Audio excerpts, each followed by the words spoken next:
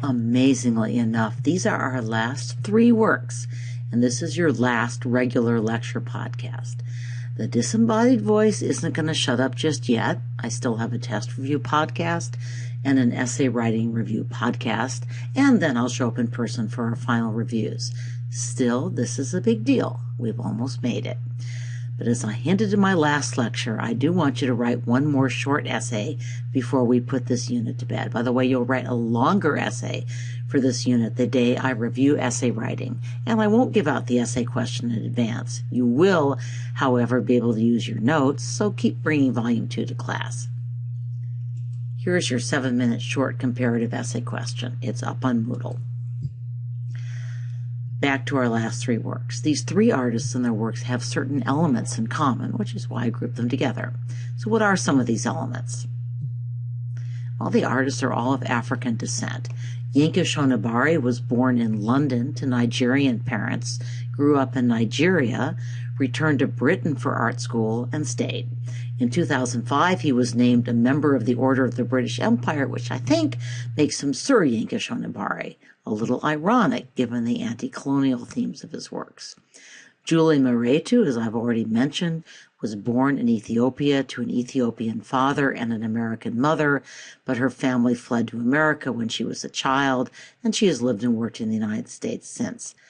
Anatsui was born in Ghana, but has lived in Nigeria most of his life, teaching at the University of Nigeria in Nsukka. So what about common themes? Well, despite their physical dissimilarity, what content do these works share? I would argue that all 3 works in different ways address globalization. These artists are global citizens whose work is informed both by their African heritage and by a global art market that brings artists from around the world and art patrons from around the world together at various biennial and museum exhibits. By the way, I shouldn't have just said art market, art world.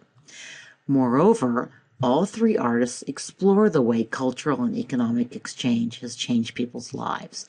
Shonibare's French aristocrats wear cloth made from Indonesian patterns, produced in British and Dutch factories and sold to West African markets, where Dutch wax cloth became identified, in fact, as distinctly African. Mehretu's abstract stadia seem to fly flags of many countries and to include symbols that suggest global telecommunications and exchange. Anatsui's abstract cloths contain Ghanaian kente cloth, but also flattened liquor bottle caps, a one-time European import that has wreaked a lot of havoc on African lives. So, while their work implicitly condemns colonialism, it also, perhaps ironically, celebrates the exchanges that colonialism made possible. So now let's take our last 3 works one at a time. Clearly, Shonibare's work is an homage to Fragonard. We've talked about that before. And what's different about the 2 works? Well, no reason not to start with the obvious. Shonibare's installation is 3-dimensional. It's installed to give us the same view essentially as our view of Fragonard's playful lady. That is, we look right up her skirts.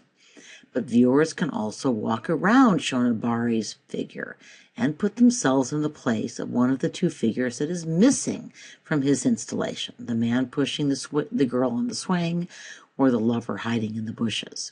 Once again, the viewer becomes a participant, maybe even a guilty party. Think of our shadows and how they hit Kara Walker's silhouettes. And then there's the cloth. We've already talked about that in the themes of globalization, colonialism, and cultural appropriation that the Dutch wax cloth suggests. Well, but what about that missing head? It's time for another McConnell mea culpa. Turns out the missing head wasn't necessarily a shout out to the French Revolution after all. Oops. As it happens, I now know that many of Shonibare's figures are missing heads. Note that in this installation, the European statesmen sitting around the table dividing up Africa are also wearing Dutch wax cloth. By the way, this event really happened at the Congress of Berlin in 1884. Next year's AP World History students, stay tuned. So here's a little quiz for students who traveled to New York with us. Do you recognize the painting that Shonibare is imitating here? We saw it in the Fragonard room at the Frick. Something else I hadn't picked up on earlier is that Shonibare is disabled. At the age of 18, he contracted transverse myelitis, an inflammation of the spinal cord that left one side of his body paralyzed.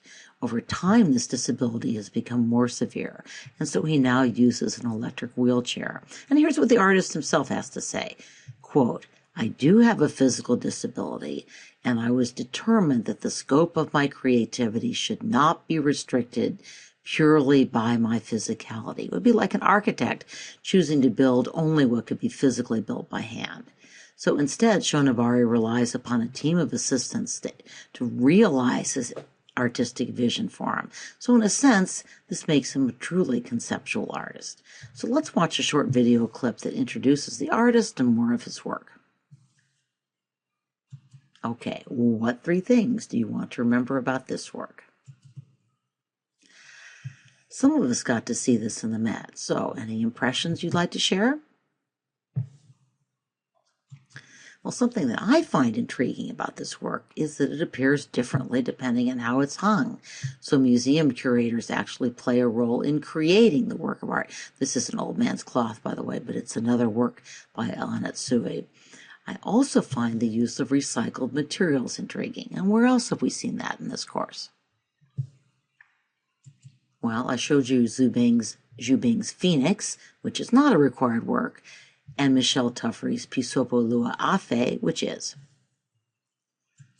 So I'm going to let the artist do most of the talking about this work. So you're about to see a brief clip in which El Anatsui talks about why he uses liquor caps in his work.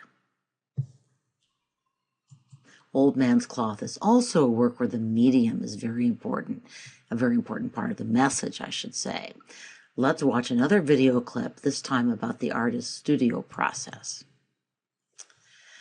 So before I move to our last work, hooray, let me share some commentary on El Anatsui's work from the style section of the New York Times. So here's a quote. "Anatsui is Ghanaian, and the intricate, narrow-banded compositions of Anatsui's first cloths are recognizable variations of kente cloth, the emblematic fabric of Ghana. The work's Africanness is specific and emphatic, but also complicated. A rich tradition is honored in poor materials, and those materials, the flattened bottle caps with their legible brand names, suggest other connections as well, to global consumption and more obliquely to the economics of slavery, of which liquor was a key part. In summary, his works are," again quote, "an elegant emulsion of history and craft, post-minimal form, and pop recycling." Whew. The article goes on to talk about how El Anatsui's works are hung in museums. Quote, "Anatsui insists that his hangings be draped rather than hung flat, but he doesn't insist on draping them himself, and in fact he's perfectly happy to have galleries or museums do so. He has preferences. Horizontal ripples are better than vertical ones, but he doesn't regard any particular arrangement as final. Naturally, professional curators are disconcerted by this freedom. Anatsui has little patience with their scruples. Quote, "Museum people are trained not to be creative," Anatsui complains. "I find that very frustrating." So, what 3 things do you want to remember about this work? Okay, I realize I've quoted a lot of reviews in this unit, but I'm going to do it again. This comes from an art critic writing in the Raleigh-Durham Indie Week magazine. The author described Stadia I, II, and III as, quote, "a triptych composed of 3 staggeringly complex and engulfing works.